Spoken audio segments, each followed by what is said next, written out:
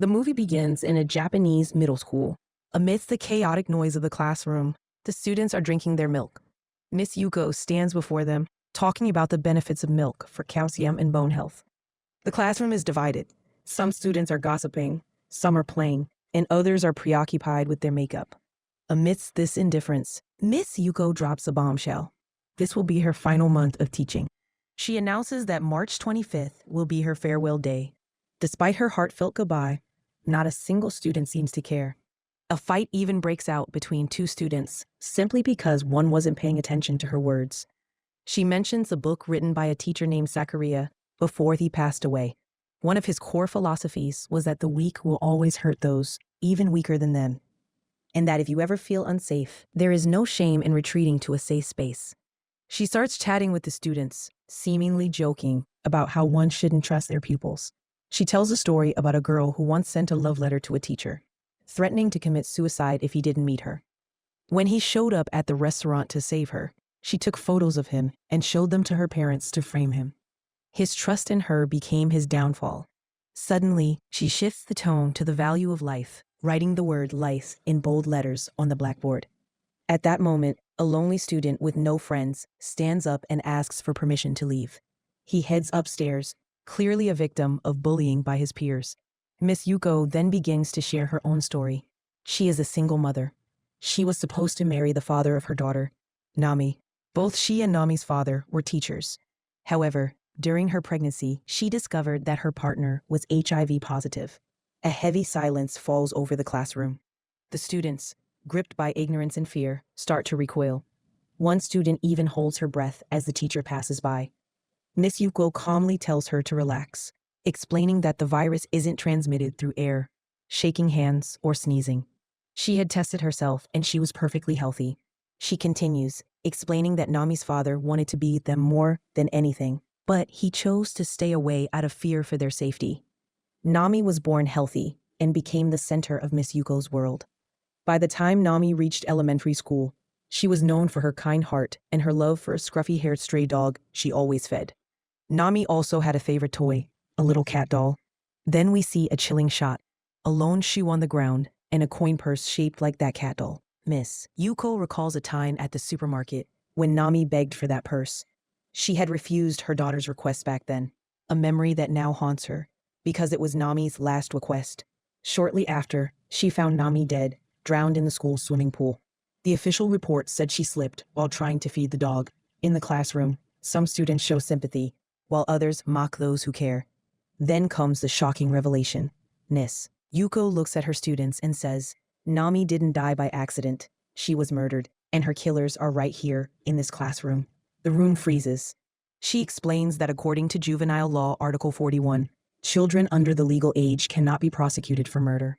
They are simply sent to rehabilitation centers and protected by the law. She cites a famous case of a girl who poisoned her parents and walked free because of this corrupt law. As she speaks, she grabs the hand of a student named Nizuki, noting a tattoo on her. Miss Yuko continues, saying that after Nami's death, the only time her father ever got to hold her was when she was a lifeless body, finally free of the danger his illness posed. 2 months later, the father passed away as well. Miss Yuko felt nothing after his death. Her heart had already died the day Nami was taken. Finally, she addresses the mystery of the cat purse found near Nami's body. She reveals that there were 2 killers, whom she will refer to as Student A and Student B. Student A is an introvert, someone you'd never suspect. However, he is notorious for killing animals and posting the videos online. He once approached Miss Yuko with an invention, an electric purse designed to shock anyone who tries to steal it. He entered it into a competition and won first prize. The classroom realizes she is talking about Shuya, the class psycho. When she confronted him, he mockingly pretended to be scared of committing suicide, showing a cold, sociopathic indifference to her grief. His motive was simple. He wanted attention. On the day his invention won, the news was dominated by the murderous girl, who poisoned her family, stealing his spotlight. He believes the world only notices killers and madmen, not talent. Then there is Student B, the second killer. He was a recent transfer, an athlete who felt rejected when the new teacher didn't let him participate. He was lazy, had poor grades, and was constantly in trouble. After the crime, Miss Yuko went to confront him at his home. only to find a mother who blindly defended him, refusing to believe her perfect son could do any wrong. In February, student A called student B. A wanted to test his electric invention. When B suggested the teacher, A said he had already tried, so they decided to target the teacher's most precious possession, her daughter, Nami. Part 2. The Spiral of Guilt and Madness. Miss Yuko reveals a chilling detail. The reason student B, Naoki, was so resentful was that she didn't come to his defense when he was in trouble with the principal. Naoki had seen Nami every day as she fed the stray dog and was there when she begged for the cat purse. He and Shuya chose Nami as their target, an innocent child who had done nothing wrong.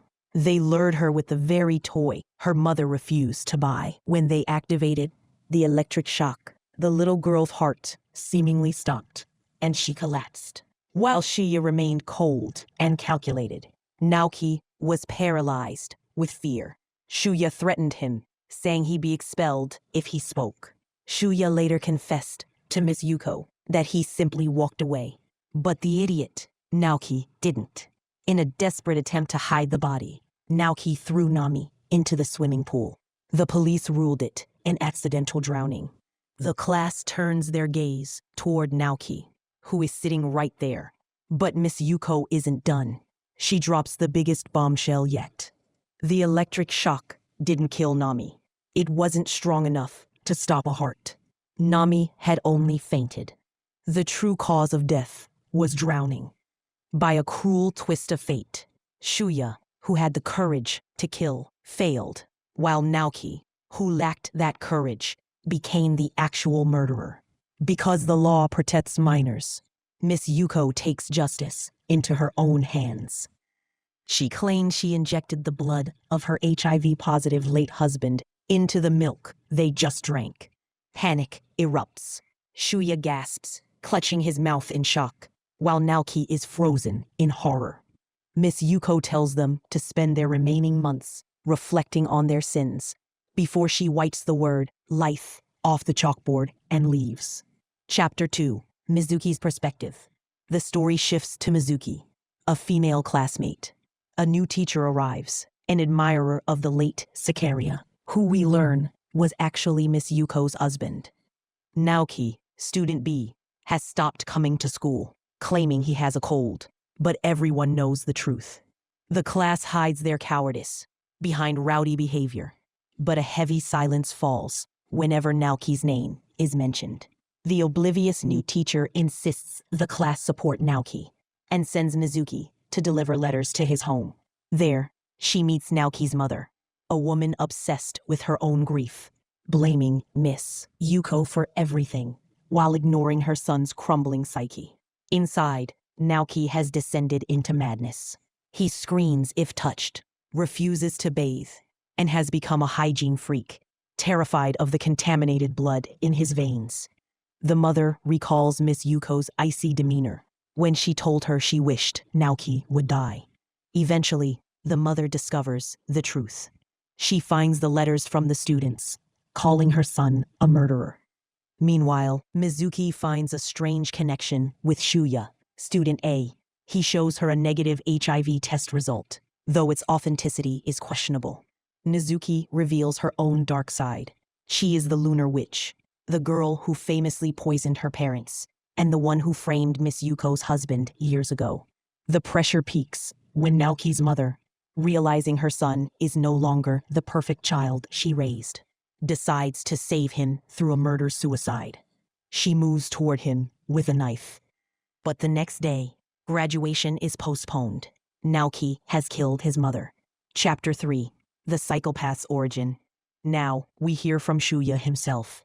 While other children were interested in cartoons, his mother, a brilliant but frustrated researcher, raised him on electronics, Newton's laws, and Ohm's theory. She had married a man she considered weak, Shuya's father, and felt she had thrown away her brilliant career for a child.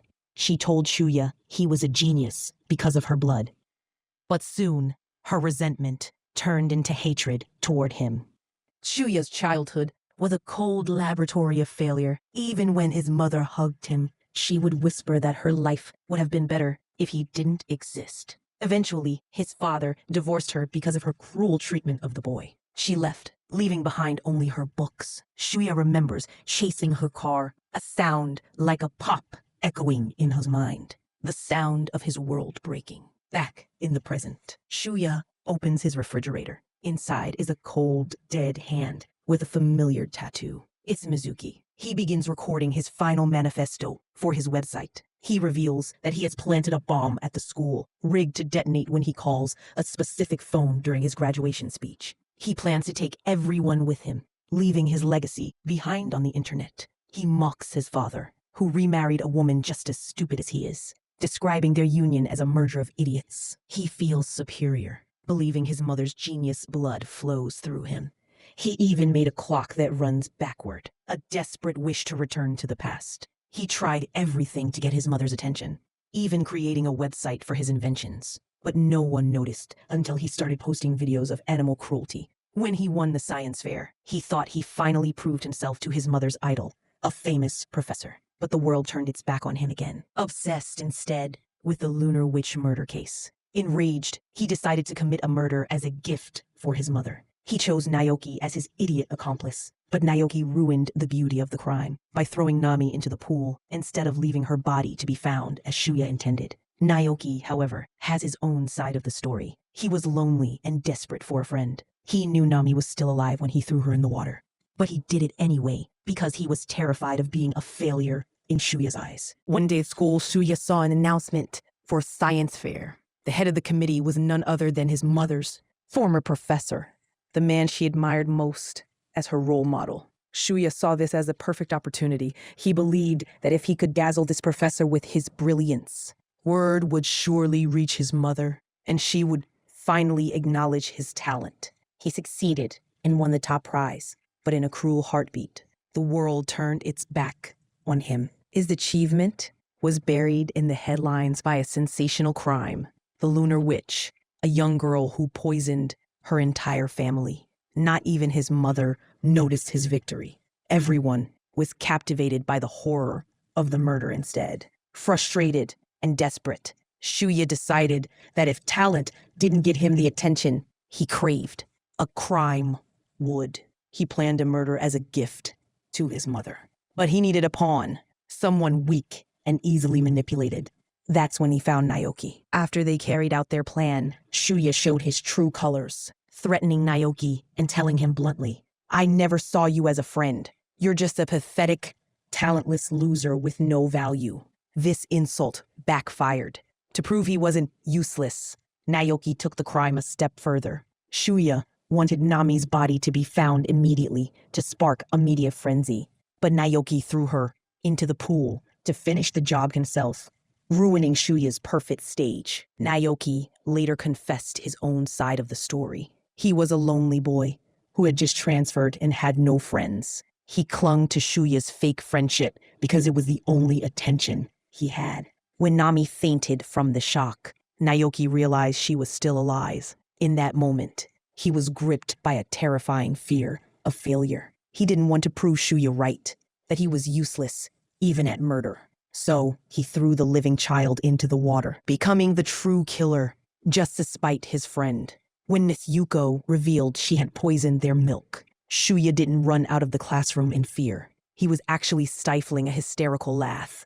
He was thrilled. He thought that if he were dying, his father would have to tell his mother, and she would finally come to see him. Every moment he spent with Mizuki after that was just a way to kill time until his mother arrived. However, during a heated argument, Mizuki saw right through him. She told him he was nothing but a crying child, pathetic and abandoned, who didn't even have the courage to go see his mother himself. Stung by the truth, Shuya snapped and murdered her. Even as he recorded his manifesto, he coldly remarked that her body was warm, which unsettled him, so he stuffed her in the refrigerator. He felt untouchable, knowing the juvenile law would protect him from any real punishment. Shuya eventually went to his mother's university.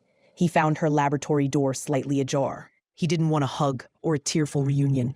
He just wanted her to witness his genius. But he left without saying a word. Now, as he records his final testament, he has decided to use a bomb to create a massacre, asking anyone who visits his site to pray for him as he prepares to make history. Little did he know, Miss Yuko was watching everything. She had hacked his site, following every recording and every dark thought he posted, waiting for the perfect moment to strike. Back at the graduation ceremony, Shuya finishes his speech and presses the button. Nothing. He presses it again. Silence. He looks under the podium. The bomb is gone. His phone rings. He expects his mother's voice, but it's Miss Yuko. She tells him she dismantled the bomb. She tells him his life is worthless and his death would achieve nothing. She reveals the ultimate lie. The message he thought was from his mother, inviting him to visit, it was from Miss Yuko. She watched him go to the university, heart full of hope, only to find that his mother had remarried and was away on her honeymoon. She watched him break, and she enjoyed every second of it. Why should innocence die for your mommy issues? She asks. What did Nami or Mizuki do to you? Then, she delivers the killing blow. She took his bomb and placed it in his mother's office. She left a gift for her, a letter celebrating Shuya's achievements and his love.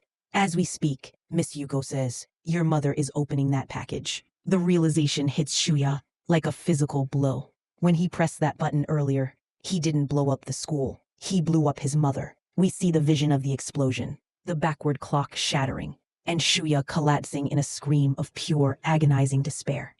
Blood-red tears seem to fall as his world truly ends. Miss Yuko walks up to him, looking down at the broken shell of a boy. With a cold, mocking smile of pure vengeance, she whispers, and this is the first step to your redemption.